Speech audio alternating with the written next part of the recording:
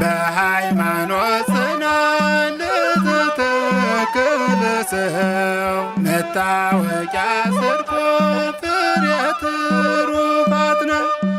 ሰነፍ በእምነት ብቻ ብርቱም በምግባር እድናለው የሚል ከቶ ከሰው አይኑ እምነትና ምግባር የተባበሩለት ልዑል ነው ክቡር በአገር ሰማያዊ።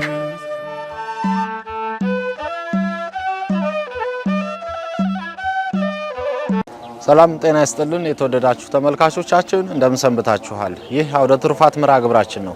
እንግዲህ ባለፈው ሳምንት እንዳየነው በአሰቦት ገዳም የደረሱ ጉዳቶችን ተመልክተን የአካባቢው ምዕመናን የደረሰባቸውን ሰቆቃ ወደ እናንተ ስናደርስ ቆይተናል። አሁንም ደግሞ የምዕራብ ሐረርጌና የአርሲ ጉብኝታችንን ቀጥለን በዳሮ ለቡ ወረዳ እና ከሸነንኮሉ ወረዳ ተፈናቅለው በዚህ በዳሮ ለቡ ወረዳ በመቻራ ከተማ የሚገኙ ክርስቲያኖች ያሉበትን ሁኔታ ለማስቃኘት በቦታው ተገኝተናል። እስከ መርሃ ግብራችን ፍጻሜ ድረስ አብራችሁን ቆዩ። ባለፈው ሳምንት በአሰቦት ኦርቶዶክሳውያን ላይ የደረሰውን መከራ ወደ እናንተ ማድረሳችን ይታወሳል። ዛሬ ግን ላለፉት 3 ዓመታት በዝምታ ሲሰቃዩ፣ ሲሞቱ፣ ሲፈናቀሉ የኖሩትን በምዕራብ ሐረርጌ ዞን ዳሮ ለቡ ወረዳ በጨፌ ሐራ፣ ሆሞጫ፣ ቆሪና በምስራቅ አርሲ ዞን ሸነንኮሎ ወረዳ በበቀቅሳ፣ ሉቡ ቃሜ፣ ሪፌንሶና ሉቡ ጡሉ አካባቢዎች በሚኖሩ ኦርቶዶክሳውያን ላይ እየደረሰ ያለውን ማንነት ተኮር ጥቃት በቦታው ተገኝተን ከተጎጂዎች አንደበት የምናስደምጣችሁ ይሆናል። በነገራችን ላይ የሰሞኑን የአሰኮ ጭፍጨፋ ጨምሮ ባለፉት ዓመታት በማንነታቸው ብቻ ጥቃት በደረሰባቸው ወገኖች ላይ ስቴት ዲናያል ወይም መንግስታዊ ክደት እንደተፈጸመባቸው ሁላችንም ሰምተናል። ስቴት ዲናያል ማለት በዜጎች ላይ የተፈጸመን ማንነት ተኮር ጥቃት፣ የሰብአዊ መብት ረገጣ እና ሌሎች አይነት ግፎችን አልተፈጸሙም ውሸት ነው ብሎ መካድ ማለት ነው። በአርሲ ምድር ላይ እየተፈጸመ ያለው ማንነት ተኮር ጥቃት እንዲህ ከመባባሱ በፊት የጀመረው ሰዎችን በማገት ሀብት ንብረታቸውን በመዝረፍ ሲሆን ቀስ በቀስ ወደ ተናጠልና የጅምላ ግድያ እንዳደገ ነዋሪዎች ይናገራሉ። እሱ ያው ጫካ የሄዱ ሰዎች ያው ብዙ ብር ይከፍላሉ። እስከ 200,000 ብር የሚከፍላል፣ እስከ 400,000 ብር የሚከፍላል። ብዙ ናቸው። ያው እንደሱማ ከተቆጠረ ተቆጥሮ የማያልቅ። ያው ፈጠን በሚለው ጊዜ ገና በጅምሩ ጊዜ ገንዘብ እየከፈሉ ወጡ ሰዎች ብዙዋን ናቸው። ግን በኋላ ጊዜ ደግሞ ህይወትን ማጥፋት ላይ መጡ። በፊት ግን ገንዘብ ተቀብለው ነበር የሚለቋቸው። በኋላ ያው ከብቶች ይወስዳሉ። ታንድ በረት እንደውም አንድ ጥጃ እንኳን በርራይ አይተውም፣ ነርተው ነው የሚሄዱት። አንድ ነገር አይተውም፣ ፍየል እንኳን አይተውም።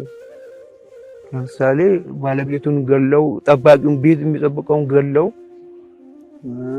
በጎቹንም ቦሮቹንም ነርተው ነው የሚሄዱት። ልክ በ2016 አካባቢ ነው ግንቦት 27 ቀን በቃ ድንገት ማታ ሌሊት ከምሽቱ በቃ 3 ሰዓት ምናምን 4 ሰዓት አካባቢ 106 ሰው አገቱ። ከዛም በኋላ ያቺ ሌሊት አደረ። ከዛን በኋላ የበሰለ ህልተተ ከቤታችን ወጣን። ወደ ቤት አልተመለስንም። ከዛን ቀን በኋላ የታገቱ ሰዎች 6 ሰው ነበሩ። የዛን ቀን 6 ሰው ታግተው 22 ቀን እዛ አድረው ከዛም በኋላ ብር ከቤተሰብ ላኩ እያሉ ካላካቸውን ገላቸዋለን ብለው በማስፈራራት በቃ ያላቸውን እንዳለ እርግፍ አርግተው ሸጠው ላኩ። ከዛ እንደዛ በነፍስ ገቡ። ከዛም በኋላም በቃ በበሽታ ሲማቀቁ ነበር ግማሾቻቸው እና እንደዛ በቃ ከዛ በኋላ እኛ ያንን ቦታ ለቀን ወጣን። በምስራቅ አርሲ ዞን ሸነንኮሎ ወረዳ በኦርቶዶክሳውያን ላይ እየተፈጸመ ያለው ማንነት ተኮር ጥቃት ሁሉን አቀፍ ጥቃት እንደሆነ ተጎጂዎች ይናገራሉ። ሁሉን አቀፍ ጥቃት ማለት በአካል በስነ ልቦናና በኢኮኖሚ ላይ የሚፈጸም ጥቃት ነው። ይህም የሚደረገው በመጀመሪያ ደረጃ አንድ ሰው ይታገታል። ከዚያ በኋላ ዘመድ አዝማዶቹ ያላቸውን ንብረት ሽጠው የተጠየቁትን ገንዘብ እንዲከፍሉ ይደረጋል። ገንዘቡ ከተከፈለ በኋላ የሰው ልጅ ክብር በማይመጥንና ከአውሬም በከፋ ሁኔታ ታጋጁ ሰው ይገደላል። እሺ፣ በዚህ በዳሮ ለቡና በዚህ በሸነንኮሎ ማለት ያው አዋሳኝ ላይ ነው የሚገኘው። ምዕራብ ሐረርጌ ነው ዳሮ ለቡ ወረዳ የሚገኘው። ሸነንኮሎ ደግሞ ግዛቱ አሩሲ ክፍለ ሀገር ነው ወይንም ዞኑ ማለት ነው በዛኛው አጠራር። በዚህ ጋር ግን አዋሳኝ ላይ ነው የሚገኘው። መጀመሪያ ከዳሮ ለቡ ስጀምር እዚሁ በመቻራ ደብረ ሰላም መድኃኔዓለም ቤተክርስቲያን ስር የሚጋገሉ ምዕመናን ያው ከከተማ ወጣ ብሎ አርሶ አደሮች ናቸው።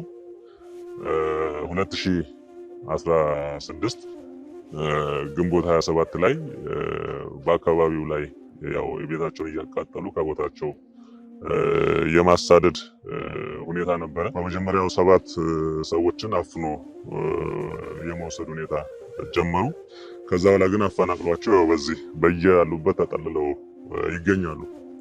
ወደዚህኛው ግን ወደ ሸነንኮሎ ወረዳ ላይ ስንገባ የተለያዩ ቦታዎች እዚህ ጋር ያው በምታዩት ጨቢ የሚባል ቦታ አለ።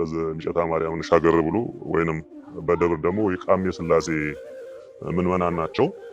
እዛ ውስጥ ያው በመጀመሪያ አካባቢ እኛ እናንተን አነካችሁም ብለው ከተጠጓቸው በኋላ ከዛ በኋላ ወጣቱን እየወሰዱ ያው በምስልም ማስረጃ አለ። ይሄንን ማተባቸውን እንደዛ ገጫቸው ላይ እያደረጉ እንደ በግ የታረዱበት ሁኔታ ነው ያለው።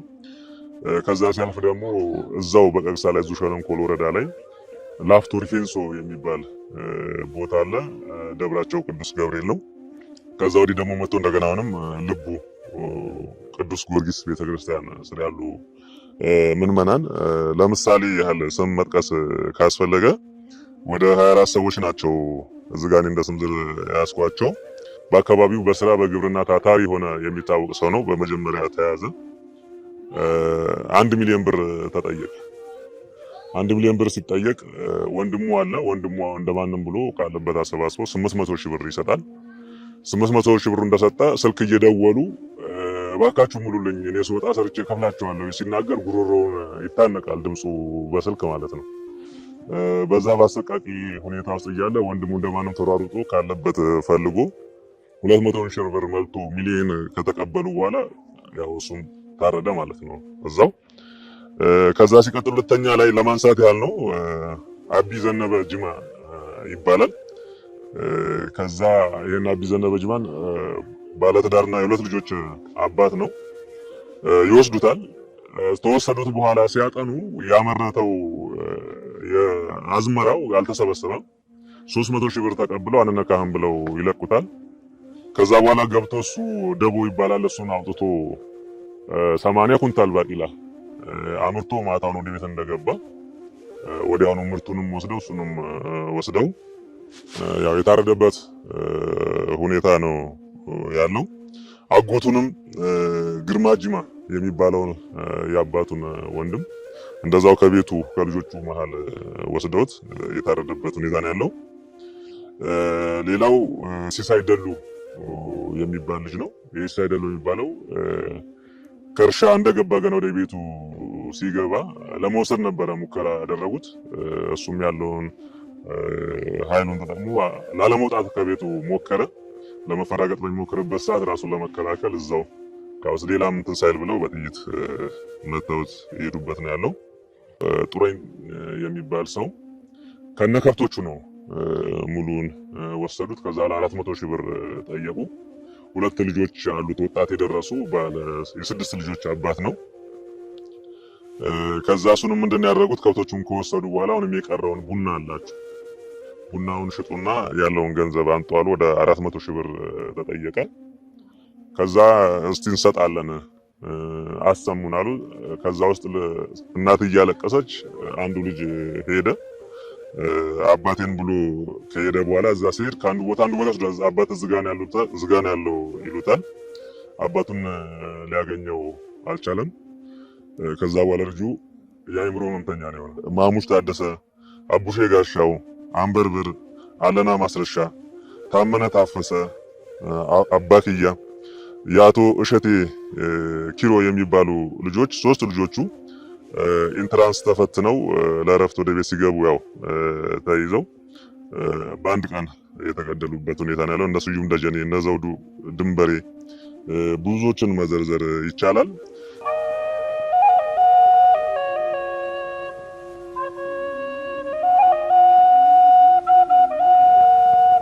የመጣሁትም ከልቡ ተበቀቅሳ ነው። ያው በየነጋው ሰው ይወሰዳል፣ ይገደላል። ያው ቤታችን ላይ እየመጡ ጥይት ይተኩሳሉ። በየነጋው በር ይደበድቡብናል። ብዙ ሰውን ከሰፈራችን ወሰዱ። ያው ግማሹም ቢመጣ ግማሹም ቀርቷል። እዛው ከጎየ ጎረቤቶቻችን ማለት ነው። እና በቃ ያው ሲብስኛም ብን ብለን ወጣን። ያው ጠዋት ማታ ጥይት ነው ይተኩሳል።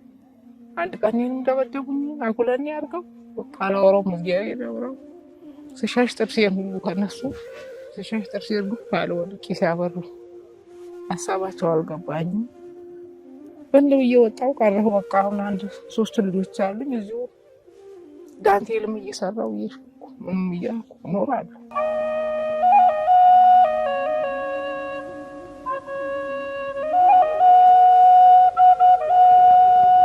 ኧረ ብዙ ናቸው ተቆጥረው የማያልቁ። ግርማ ጅማ ይባላል። በጣም ሽማግሌ ነው። በዱላ ነው የሚሄደው። ከነ 4 ከብቶች ወስደው ቀረሱም ጋራ እና 4ቱን ከብቶች ወስደው ቡኔና አታክልት ሽጡና ነፍሴን አውጡልኝ ብሎ ደወለ። እዚህ እኛ ተሯሩጠን አታክልት ለመሸጥ ገዢ አጣን። እኛም ጥለነው ልንሄድ ነው ማንም ይገዛችሁ እያሉ አሾፉብን። እሱም እዛው ተገደለ። ከብቶቹም 4ቱም እዛው ቀሩ። ቡታ ከበደ ይባላል። አካለ ከበደ ይባላል። ኧረ እኔ ቁጥር ያደረሳቸው እሱ መድኃኒዓለም ተወራቸው። አንድ ታግቶ ተወስዶ ያለውን ንብረት ሸጦ የተመለሰ የአካባቢው ነዋሪ በወቅቱ የነበረውን ሁኔታ እንደሚከተለው ይናገራል። እኔ የመጣሁት ቅዳሩ ለቡ ወረዳ ጨፌ አራ ሆሞጫ የምትባል ቦታ ነው። እሺ ከዛ ይሄ ችግር የደረሰብን በግንቦት ወር ውስጥ ማለት ነው። ግንቦት 27 ቀን ቤታችን ተቃጠለ በሳት። ቤቱ ተቃጠለ። ጥጆች አሁን እኔ ለምሳሌ የኔ ቤትና የእናቴ ቤት ሲቃጠል የእናቴ አሮጊት ነች፣ እኔ ነኝ የምጦራት። ጥጃ፣ ፍየል፣ ዶሮ አብሮ ተቃጠለ። የቤት ዕቃ እንደዛ ሆኖ ማለት ነው አብሮ አመዶ ነው። ከዛ የኔ ደግሞ እህል ነው እንጂ ከብት ምናምን የለበትም ነበረ።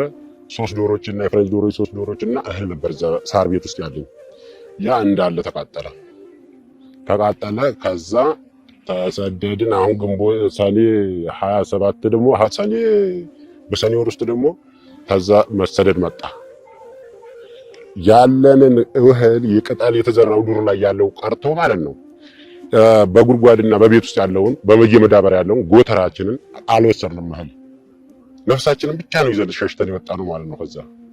ከዛ ያለ ንብረታችንን ሌላ ተጠቃሚ ሆኖ እኛ ተሰደን ሰርተን ማናቀው ቀን ስራ ዛሬ እየሰራን እንኖራለን ማለት ነው።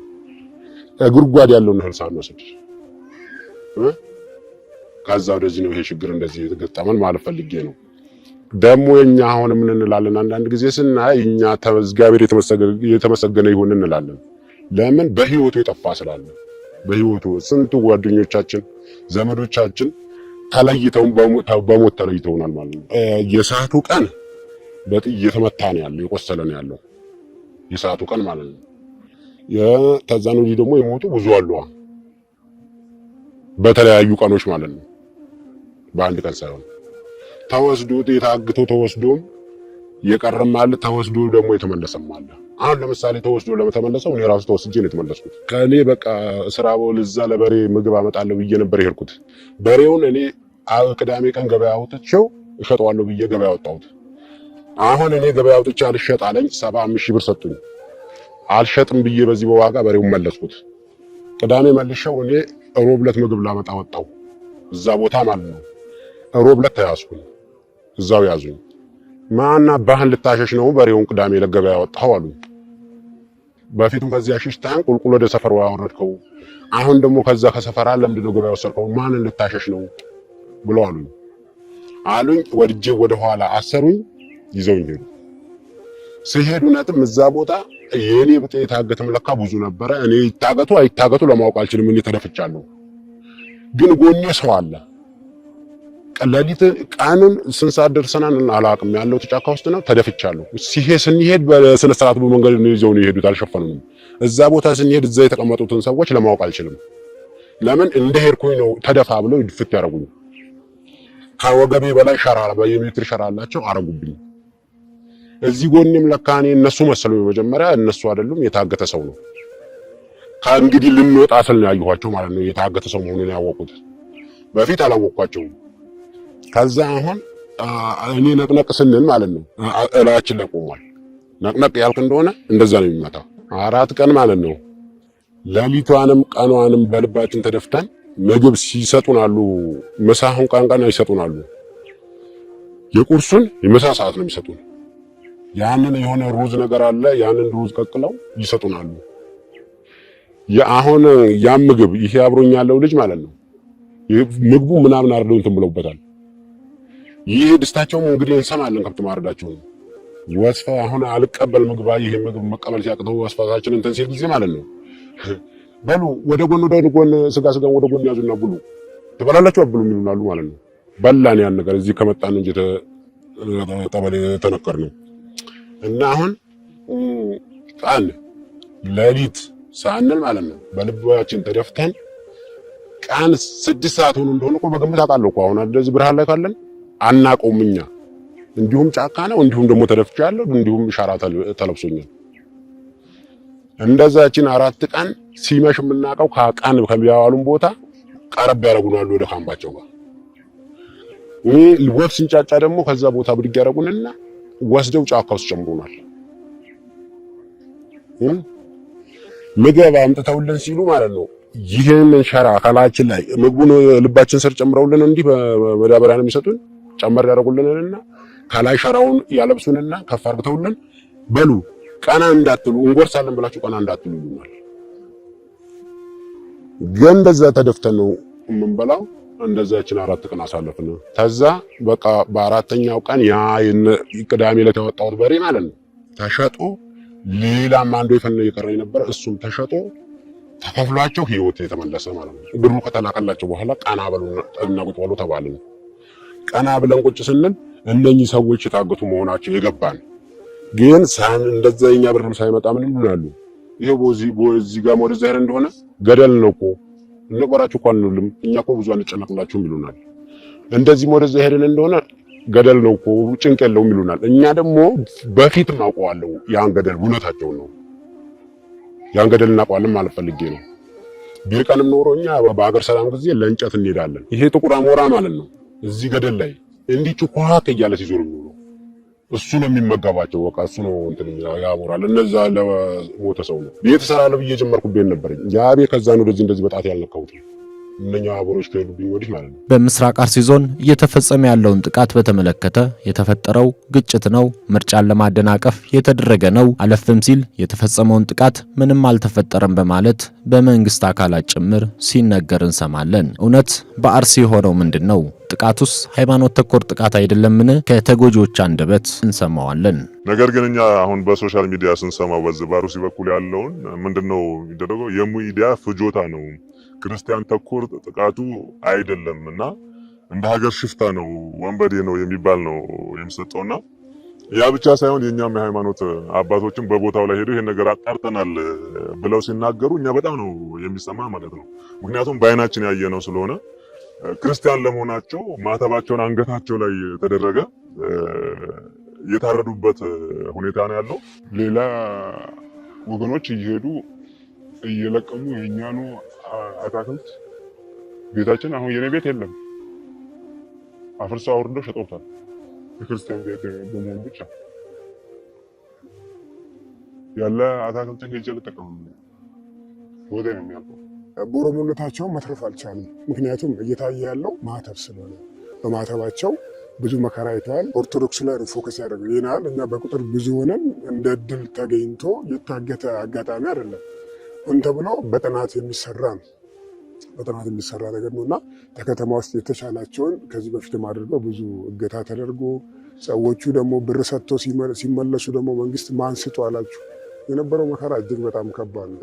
እኛ አይደለንም ሌላ ሃይማኖት ተከታዮች ራሱ ምን አጥፍታችሁ ነው እስኪሉ ድረስ ታርጌት ያደረገ ነው። እኛ ላይ ሞር ታርጌት አድርጎ ሲካሄድ የነበረ ነው። አርሰው ነግደው ራሳቸውን ብቻ ሳይሆን ሌሎችንም በመርዳት ይኖሩ እንደነበር የገለጹት የጥቃቱ ሰለባ የሆኑ ኦርቶዶክሳውያን ዛሬ ግን በከፋ ችግር ውስጥ እያለፉ እንደሚገኙ ተናግረዋል።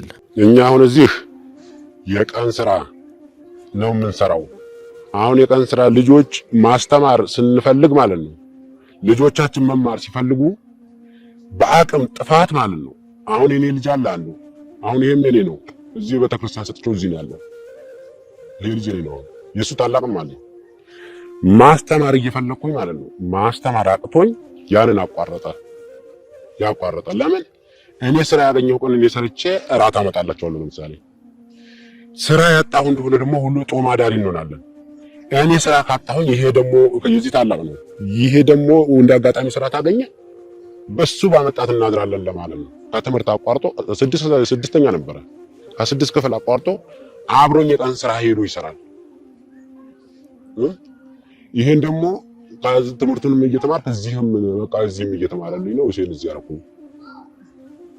እንደዛው እንደኔ ደግሞ ስንቱ አሉ ማስተማር እየፈለጋቸው ያቀመጡት ልጆቹ መማር እየፈለጉ እየተበሳጩ ቦታ ነስተው የተሰደዱ አሉ። አዎ እዚህ ሆነን እዚህ ሀገር ውስጥ ቁጭ ብለን እንትናለን እግዚአብሔር እንዳደረገን እንሆናለን ብለው ተነስተው ይሄ እየተበተኑ አሉ። አዎ ትተነው መተን ምንም ምን ሰራው የለም ቁጭ ነው ያልነው። ያው ልጆቹ ወንዶቹ ስለሚሯሯጡ ያው ተሯሩጠው ተሽልኩልከው ምን በላ ያመጡልናል። ያችኑ እንቃመሳለን። ባለቤቴን በጣም ሽማግሌ ነው ወዲ ታማሚ ነው። አሁን እንኳን እዚች ጋር መጣ ተቀጥቶስ ነው የቀረው። በአካባቢው በኦርቶዶክሳውያን ላይ እየደረሰ ያለውን ጥቃት በተመለከተ መረጃው አላችሁን? መረጃው ካላችሁስ ጥቃቱን ለማስቆም ምን አይነት እርምጃ ወሰዳችሁ ስንል የምዕራብ ሐረርጌ ሀገረ ስብከት ሊቀ ጳጳስ ብፁዕ አቡነ እንጦንስንና የሀገረ ስብከቱን ስራ አስኪያጅ ሊቀ ሕሩያን ቆሞስ አባ ፍቅረ ዮሐንስ ብርሃኑን አነጋግረን ተከታዩን ብለውናል። ሊቀ ሕሩያን ቆሞስ አባ ፍቅረ ዮሐንስ ብርሃኑ ባላለው የምዕራብ ሐረርጌ ሀገረ ስብከት ዋና ስራ አስኪያጅ ነኝ። መልካም እንግዲህ ወቅታዊ ጸጥታን በተመለከተ በዚህ በሀገረ ስብከታችን አሁን ባለን በተባሉት ቦታዎች በዚህ በአሰቦት በዚህ በጭሮ ዙሪያም በዚህ በዳሮ ሎቦም ዙሪያ ከአርሲ ጋር ማዋሳኝ ቦታ ያለበት ቦታ ስለሆነ በአርሲም እንዲህ በዚህ በአንዳንድ ቦታ በዚህ በቦኬም አካባቢ እንዲህ በአንዳንድ ወረዳዎች እንዲህ አይነት ችግሮች ይከሰታሉ ዳር ወዳሉበት አካባቢ ላይ እና ይሄ ወቅታዊ የጸጥታ ስጋትና የጸጥታ ችግር እንደ ሀገር ነው በሌሎችም ቦታዎች እንዳሉ በእኛም አካባቢዎች እንዲህ አይነት ነገሮች ይከሰታሉ። ያው ይሄ ነገር ሲከሰት እንግዲህ አጥቢያ ቤተክርስቲያኑ ወረዳ ቤተ ክህነቱ ለኛ ወዲያው ሪፖርት በሚያደርግበት ሰዓት ከገዳምም ያሰቦት ገዳሙ ወዲያው ሪፖርት በሚያደርግበት ሰዓት እኛም ያንን ከነሱ የሚደርሰን ሪፖርት ይዘን ወዲያው ለሚመለከተው የመንግስት አካል ጉዳዩን አቤቱታውን እናቀርባለን። የደረሰውን ጉዳት ያለውን ጥቃት በደብዳቤም በጽሁፍም በአካልም በስልክም ቢሮአቸው ድረስ በመሄድ ትኩረት እንዲያገኝ ክትትል እንዲደረግበትና እዛ አካባቢ ያሉ አገልጋዮች ከስጋት ነፃ እንዲሆኑ መንግስት የራሱን ድርሻ ጸጥታ የማስከበር ኃላፊነት የመንግስትን ድርሻ ነው። ያንን በተገቢ ሁኔታ እንዲወጡ የጉዳት ሁኔታ ጠቅሰን ደብዳቤ በመጻፍ በአካልም ሄደን በማነጋገር ያ ነገር ያው እልባት እንዲያገኝ ከስጋት ነፃ እንዲሆኑ ክርስቲያኖቻችን የማድረጉን ስራ ጥረት እየቀጠልን እያደረግን ያለ ነው። እንዲያውም ባለፈው በቅርቡ አሰቦት ላይ በደረሰው ነገር በቃ ገዳማችን ለኛ ለዚህ ለዞን ለምዕራብ ሐረርጌ አንድ ብርቅዬ ገዳማችን ነው አይደለም። ለምዕራብ ሐረርጌ ለምስራቁ ኢትዮጵያ ብቸኛው ገዳም ጥንታዊ ገዳም ነውና እንደ አይናችን ብሌን የምናየው ገዳም ስለሆነ በደረሰው ጉዳት አንድ አባት ተገድለው ስለነበረ በዛ ምክንያት እዛ ላይ ያሉት አባቶችም በስጋት የተነሳ ገዳሙን ለቀው እንዳይሄዱ ወደ ሌላ ቦታ እንዳይፈልሱብን ገዳሙ እንዳይበተን በማሰብ ይህን ወዲያው እንደደረሰን በሪፖርትም በአካልም የመንግስት አካልን ከማሳሰብ ባሻገር የሚመለከታቸውን የጸጥታ ዘርፍ ዞን ላይ ያሉትን ኃላፊዎችን የፖሊስ መምሪያ ኃላፊውን ዋናውን ኮሚሽነሩን ጉዳዩን አቤቱታውን የጉዳዩን አሳሳቢነት ጠንከር አድርገን በመናገራችን ቦታው ድረስ እንዲሄዱ አድርገን እነሱንም ይዘን አንድ ላይ ሆነ እኛም እዛ ቦታ ላይ ደን የገዳማ አባቶችን አሰባስበን እዛው ቦታ ላይ ለየት ያለ ውይይት እንዲደረግ በቃ ያለባቸውን ችግር በደንብ አድርገው እነሱም እንዲያቀርቡ እንዲሰሙ እኛ ከምንላቸው ላይ ቦታው ላይ ደርሰን እዛ ካሉ አባቶች እንዲሰሙት ከፍተኛ መንግስት ባለስልጣን እንዲሰሙት ባለፈው ጊዜ አድርገናል። ቦታው ድረስ ሄደን ማለት ነውና እንደዛ አድርገን አባቶቻችን አረጋግተን አጽናንተን አይዟችሁ ከጎናችሁ ነን ብለን የመንግስትም አካላትም አይዟችሁ ከጎናችሁ ነን ብለው እነሱም ተስፋ ሰጥተዋቸው የሚቸግራቸውንም ነገር እነሱም ይሄ ነገር ይቸግረናል ብለው ጠይቀው ያ ነገር እንዲሞላላቸው እኛም አጽንኦት ሰጥተን ቦታው ድረስ መተን አረጋግተን መተናል። ያው እንግዲህ ያው አሰቦት ገዳም ያው ሁልጊዜ ፈተና ይበዛበታል። አንዳንዴ ቃጠለው፣ ሌላው ደግሞ የጊዜያዊ የሆነ ሰላም ማጣት አለ፣ ፈተናዎች አሉ። ባለፈው ጊዜ እንግዲህ ያው ሰዎችም ተዋል አንድ አባት ነው መሰለኝ አንድ ሁለት ሞተዋል። እንግዲህ ሰላም እንዲገኝ በሰላም ገዳሙና አካባቢው ሰላም እንዲያገኝ ከሚመለከተው ባለስልጣን ከሚመለከታቸው ኃላፊዎች ሁሉ ተነጋግረናል። ከላይ ጀምሮ ከጠቅላይ ቤተ ክህነት ጀምሮ ለሚመለከተው ለበላይ አካልም እንደዚህ በጠቅላይ ቤተ ክህነት በኩል እንዲተላለፍልንም እዚሁ ያሉ ባለስልጣኖች ሁሉ ጊዜ ነው የምንነጋገረው። ግን ያው አልፎ አልፎ ችግር አለ። አሁን በዛ በተከሰተው ችግር ላይ እዚሁ አሰቦት እግርጌ ላይም ተፈናቃዮች እንዳሉ እናውቃለን። ቅድም እንዳላችሁት በዚሁ ዳሮ ለው የሚባለው ችግር እንዳለ እና ተፈናቃዮች እንዳሉ እናውቃለን። ያው መንግስትም እየተከታተለ እንዳለ ሰላም እንዲመጣም ብዙ እየጣረ እንዳለ ዞኑም ብዙ እየወረዱ እየወጡ እንዳሉ አውቃለሁ። በዚህ ሁኔታ ነው ያለ። ያው እንግዲህ ችግሮች አሉ። ከዚህ ከአርሲ ጋር በተያያዘ ነው። አልፎ አልፎ ችግሮች ይታያሉ። እዛ መፈናቀል ይመጣል። በዚህ በኩል ነውና ከሚመለከተው አካል ጋር ተነጋግረናል። እንግዲህ አሁን የኛ ድርሻ ይሄና ይሄ ነው። እንግዲህ መንግስት ሀገርን ህዝብን ይጠብቃልና ከሚመለከተው አካል ጋር እየተነጋገርን ሁሉ ይዘን እንደተነጋገርን ነው። እዚህ ላይ ነው ያለነው። የማህበረ ቅዱሳን ሙያ ማህበራዊና ኢኮኖሚያዊ አገልግሎት በጎ አድራጊ ምዕመናንን በማስተባበር ባገኘው ገንዘብ ለተጎጂዎች አስቸኳይ የምግብ ድጋፍ ያደረገ ሲሆን ጉዳት የደረሰባቸውን ምዕመናን የማጽናናት ስራ ሰርቷል። ከዚህም በፊት ማለት ነው ማህበረ ቅዱሳኖች ከዚህ ውስጥ ማለት ነው ረድተውናል። እነሱ ያስታወሱንን ያህል መንግስት እንዲህ ላድርግላችሁ ምን ተሸገራችሁ ያለ ሰው የለም። እነሱ እንዳስታወሱን እግዚአብሔር ያስታውስልን፣ እነሱንም እድሜ ይስጥልን። እኔ በጣም ነው ለማህበረ ቅዱሳን አብሶ ማህበረ ቅዱሳን ከዚህ በፊትም ከጎናችን ቆሞ ሲያጽናናን የነበረው ማህበረ ቅዱሳን ነው። ከዛም እንደወረድን ጊዜ አመት በዓለም መዋያ አተን በ2017 የምንውልበት አተን እሱ ነው ካላቸው ነገር ላይ እናንተም ጦማችሁን አትውሉም ሲል ያላቸው ነገር ሰጥተውን በእነሱ ነው የዋልነው እና ማህበረ ቅዱሳንን ከምንም በላይ ነው የምወዳቸው። በጣም አከብራችኋለሁ። በጣም በእነሱ ድጋፍ ተስፋ ነው እየኖርን ያለ ነው ራሱ ማለት ነው። እኔ በጣም ነው የማመሰግነው ማህበረ ቅዱሳንን። ማህበሩ ሁሉ ጊዜ ረዳታችን ነው። በእውነቱ እንዳልኳችሁ በዚህ 10 ዓመታት ብዙ ትሩፋት ስራ ይሰራል። የቤተክርስቲያኗ የጀርባ አጥንት ነው። በውጭ ያሉትን አባሎቹ በውስጥ ካሉትን እያሰባሰበ የአብነት ትምህርት ቤቶችም ገዳማትም እንደዚህ የተቸገሩ እንደሚረዳ በውል እናውቃለን እና በዚሁም በሀገረ ስብከታችንም የአብነት ትምህርት ቤት ራሱ በራሱ ገንዘብ ገንብቶ በአሁኑ ሰዓት ከ40 በላይ የሚሆኑ ተማሪዎች የአብነት ትምህርት ቤት እዚህ እግዚአብሔር አብ ስራ አለ እየተካሄደ ነው። በእውነት ትልቅ ውለታ ነው ያደረገልን። በሁለተኛው ደረጃ ደግሞ ይሄ ጂፕላስ3 ፎቅ ያሰራ ነው ቆርቆሮ በሙሉ የቻለን እንግዲህ እሱ ነው።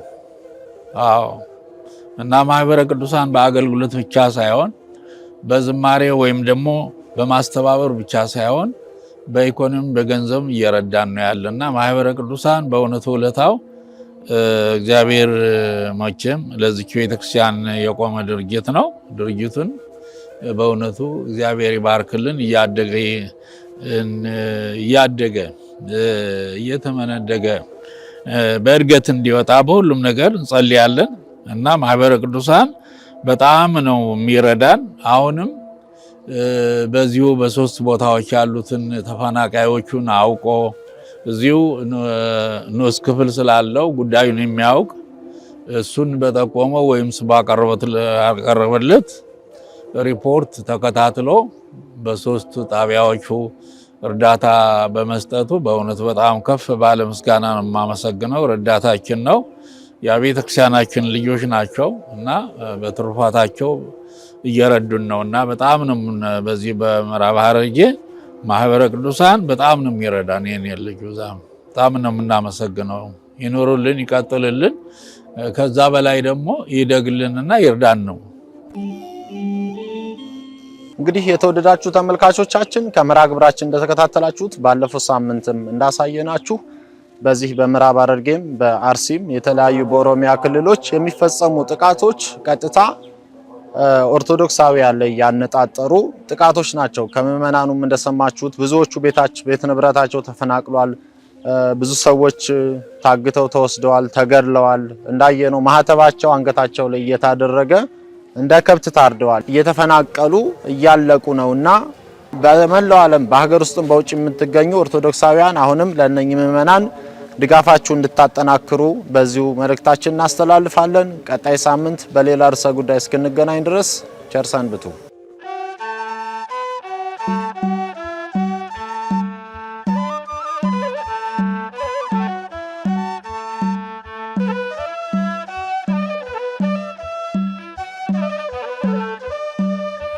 በሃይማኖት ጽናት ለተተከለ ሰው መታወቂያ ጽድቁ ፍሬ ትሩፋት ነው። ሰነፍ በእምነት ብቻ ብርቱም በምግባር እድናለው